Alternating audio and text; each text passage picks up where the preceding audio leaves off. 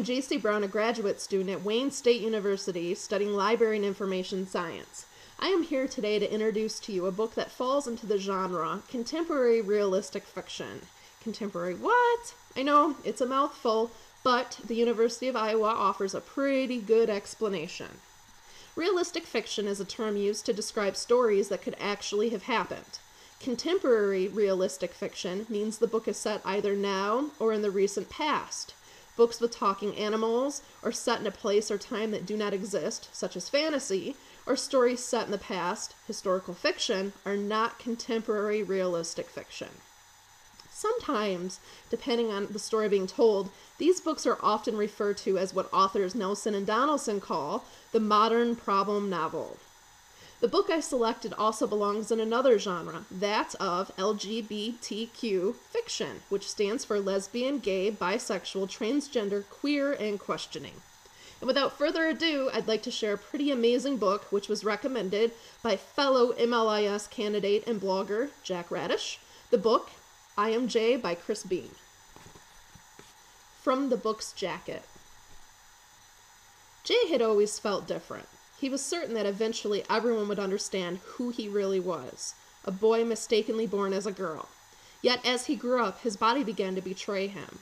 Eventually, Jay stopped praying to wake up a real boy and started covering up his body, keeping himself invisible, from his parents, from his friends, from the world. But after being deserted by the best friend he thought would always be by his side, Jay decides that he's done hiding. It's time to be who he really is. And this time, he is determined not to give up, no matter the cost. Cris Beam delivers a powerful and inspiring story of self-discovery as readers share in Jay's struggle to find his own path and to love his true self. So, breaking it down. Regardless of the fancy genre name, contemporary realistic fiction, this is a coming-of-age story. A story about a young adult attempting to find out who he really is and then ultimately defending his identity. In addition to the transgender theme, Beam also introduces the concept of cutting by way of Melissa, a character who's struggling with the trials and tribulations of high school, as well as her fledgling dance career. And now I'd like to share 2 excerpts from the book. I should note that they are fairly lengthy. This excerpt can be found on pages 23 to 25 in the hardcover edition. Girls like Melissa, well, actually only Melissa, let Jay in on their secrets, their biggest plans, their most frightened, sad places. Melissa let Jay see how smart she was. Other girls, of course, rejected Jay, saw only the most superficial aspects of him, the way he was so butch and tough-looking, and they'd run away thinking he was a freak or a dyke or both. Something predatory, something hard and impenetrable. They'd never know, as Melissa knew, that Jay was a photographer, that he loved the interplay of light and dark and finding the wavering balance between them. They'd never know how gentle Jay was inside, and how scared, how he wanted to do the right thing but often couldn't. They'd never know how confusion and cruelty change people, make them hard, the way the deepest cuts make the toughest scabs. As long as he could remember, Jay had been taunted, tested, and mistreated for the way he looked. It was, in fact, in the middle of a schoolroom taunt that Jay and Melissa had met. It was a middle school, and both of them had been placed in a program called Arts for Gifted Children. 6th grade was well underway, but Jay had skipped most of the arts classes until a 6-week photography rotation was announced. All the other gifted artists knew one another when Jay showed up, his old 35mm stuffed in his backpack. The teacher was reading the roll, and she came to Jay's name. Jennifer Silver. It's Jay, Jay said, quietly, looking down. I can't hear you. What did you say? The teacher was bottle blonde, middle-aged. She sat next to a tall stack of magazines that she had brought from home. My name? It's Jay. Okay, the teacher said, smiling just a little. You might be Jay in your other classes, but this is photography. In photography, we strive for accuracy, for telling the truth in pictures. That's why we're not doing digital work here, so nothing can be altered. So in this class, I think it's important for you to be as honest as the subjects you're photographing. You'll be exactly who you are, no deception, no fooling. Jay had no idea what the teacher was talking about, but his head was starting to swim. The other kids turned to stare at him. The teacher continued. In my class, you'll be Jennifer. Roberto will be Roberto. Francis will be Francis. No changes, no alterations, no lies. It's an important part of the learning process. Understood? Jay couldn't answer. His tongue felt thick like a sweater in his mouth, and his hands started to sweat. Somebody laughed. I can't hear you, the teacher persisted. Suddenly, a girl in neon tights and braids piped up. Excuse me, ma'am, she said, completely unafraid. The girl had a tough street accent, which Jay would later learn could be adopted and abandoned at will. Jay is my cousin, and something real bad happened in our family. She can't be called Jennifer no more, 'cause the memories. That's why her name is Jay. Oh, the teacher said, her mouth a small circle, her eyebrows lifted in surprise. She weighed the situation for a moment, seemingly steeling herself for a battle. Then she dropped her armor. Okay, then. I'm sorry. Jay it is. Let's go on. After the class, Jay thanked Melissa.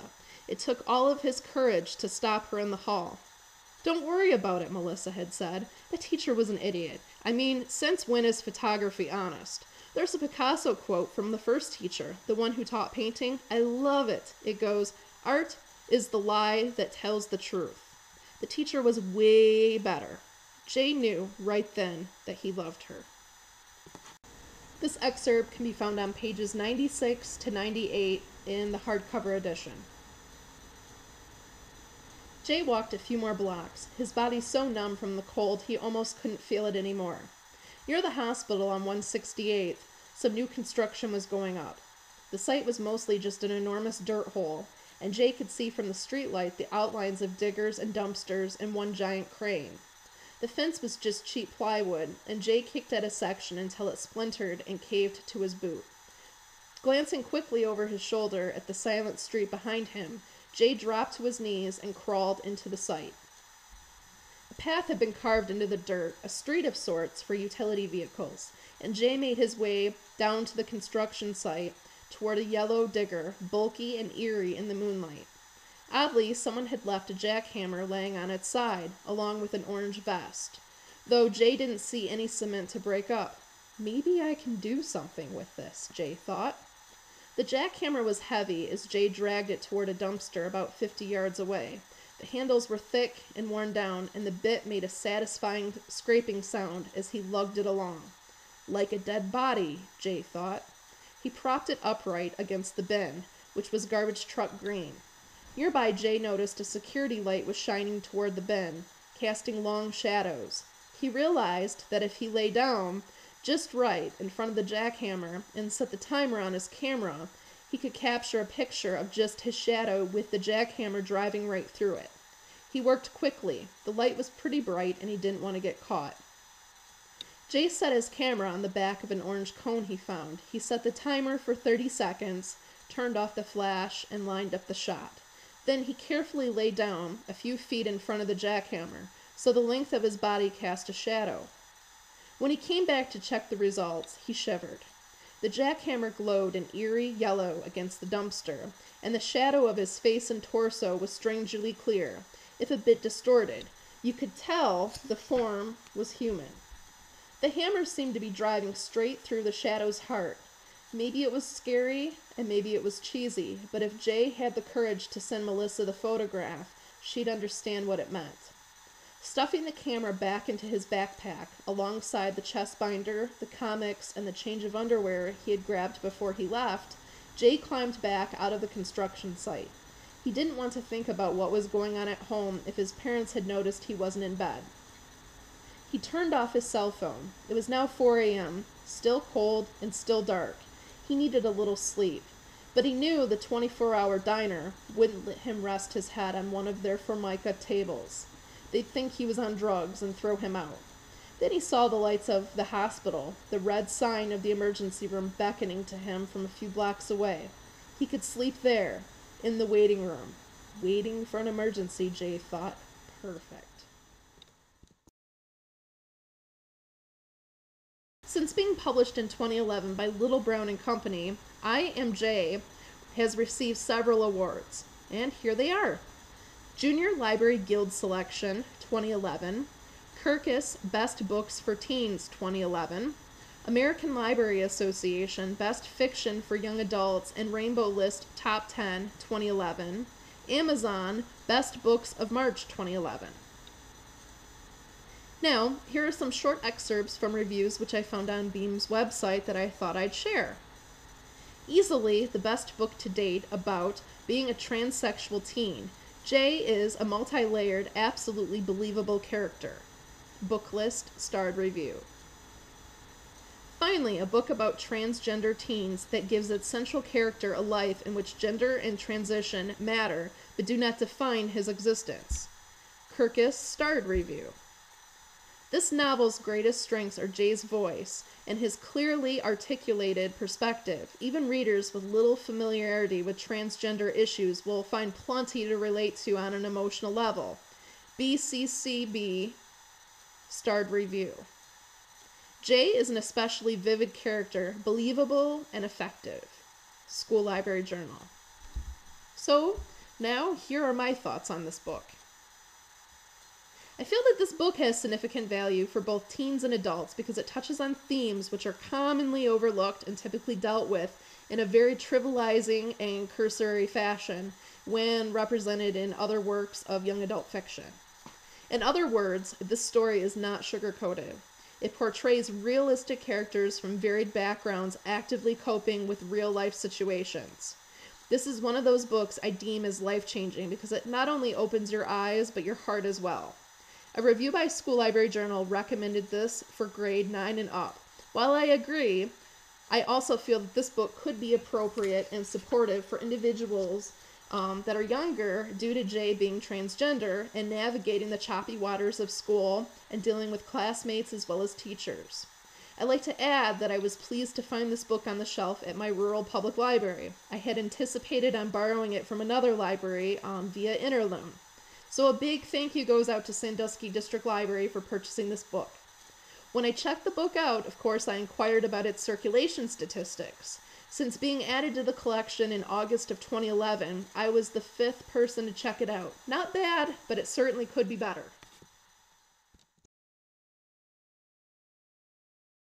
Moving on and wrapping things up.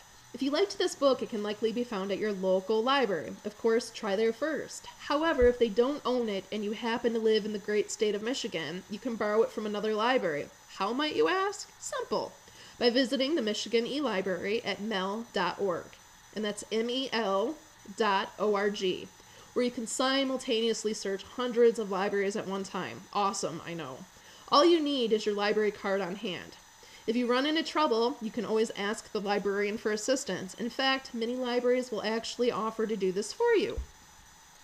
As I mentioned earlier, fellow MLIS candidate Jack Radish recommended I Am J. In addition to I Am J, he also recommended a few others. So, if you liked this book, you might want to look at The Perks of Being a Wallflower by Stephen Chbosky, Parrotfish by Ellen Whitlinger, and for those interested in nonfiction works, Hello, Cruel World, 101 Alternatives to Suicide for Teens, Freaks, and Other Outlaws by Kate Bornstein.